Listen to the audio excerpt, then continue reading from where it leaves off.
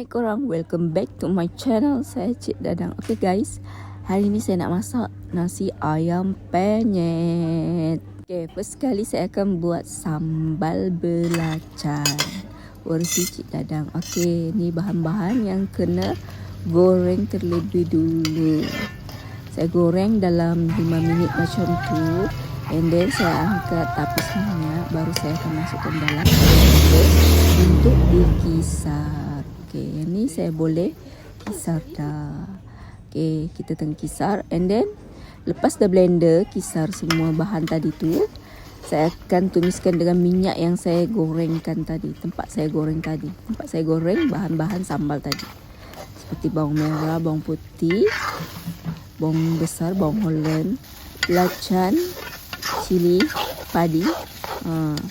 Korang macam ni saya buat sambal belacan. Saya akan tumiskan macam tu dalam 30 minit. And then saya akan masukkan gula, garam, perisa Ajinomoto macam tu. Macam tu dalam satu sudu. Tumis sambal ni sampai pecah minyak ya korang. Macam ni. Warna dia pun dah berubah korang. Dah masak pun sambal belacan kita. Saya ada letak udang kering ya. Udang kering yang ditumbuk and then di blender, dikisar sekali dengan bawang-bawang sekali. Okay, seterusnya saya akan memasak ayam. Mula ayam ni, dia punya sayap ya korang. Saya akan rebus dulu dengan halia, bawang putih, kunyit. Rebus dulu and then baru saya akan goreng lah ayam ni. Rebus dalam sekejap je lah, dalam 15 minit macam tu. Okay, ni dah siap direbus. Okay, sekarang saya akan asingkan ayam ni. Dan kuah ayam ni saya akan simpan dulu. And then ni lah. Okay, saya ambil kuah sedikit. Saya letakkan tepung goreng ayam sebanyak. And then saya campurkan juga dengan tepung gandum sedikit. Aduk-aduk macam tu. Dia akan jadi macam ni lah. Korang tengok.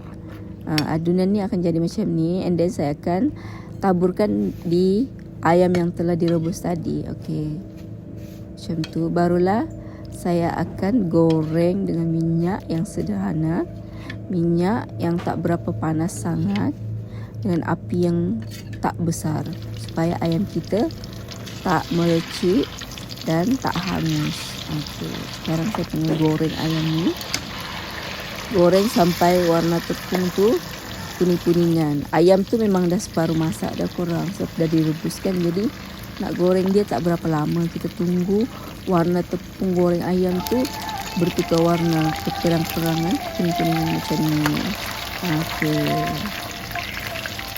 korang, ayam pun dah masak, tinggal kita tukar. Okey, dah siap dah. Okey korang, sekarang saya akan nak masak nasi pula. Saya ambil kuah ayam yang direbus tadi, saya akan taburkan. Saya jadikan sebagai kuah nasi kita untuk masak nasi lah.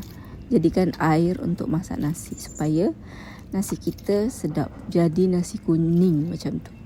Okey, bila dah saya masukkan air kuah ayam tadi, saya akan letak sedikit serbuk kunyit supaya nasi kita berwarna kuning. Jadilah nasi kuning. Okey korang, macam tu. And then masaklah nasi kita ni dalam beberapa minit. Macam biasa kita masak kan, masak nasi. Okey korang, masak nasi macam ni guna kuah ayam korang memang sedap korang. Dah berapa kali dah saya buat macam ni, masak nasi macam ni guna kuah ayam je. Memang sedap korang. Nasi korang tu akan rasa macam korang makan nasi ayam, tapi sebenarnya memang nasi ayam pun saya buat ni nasi ayam penyet. Okey, kita masak nasi tu biar macam tu, nanti dia akan masak juga ya korang.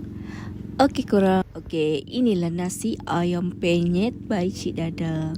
Dah siap pun korang, memang sedap, menyelerakan. Sambal dia memang pedas. Okey korang, jangan lupa subscribe channel saya Cik Dadang ya. Selamat menonton.